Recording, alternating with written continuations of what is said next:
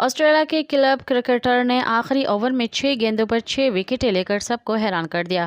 غیر ملکی خبر ادارے AFP کے مطابق آسٹریلیا میں کلب میچ کے دوران حیران کن منظر اس وقت سامنے آیا جب مخالف بالر نے ہدف کا تعاقب کرنے والی ٹیم سے ڈرامائی طور پر فتح چھین لی۔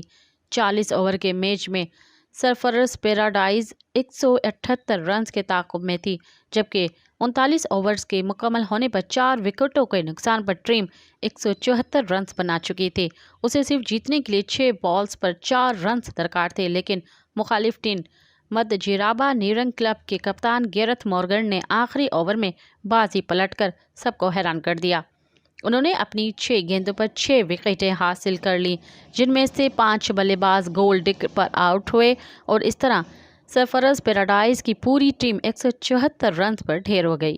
مزید خبرن ऐं तफ़सीलात लाइ विज़िट कयो असांजी वेबसाइट www.awamiNewsHD.com ऐं ॾिसंदा रहो अवामी न्यूज़ HD।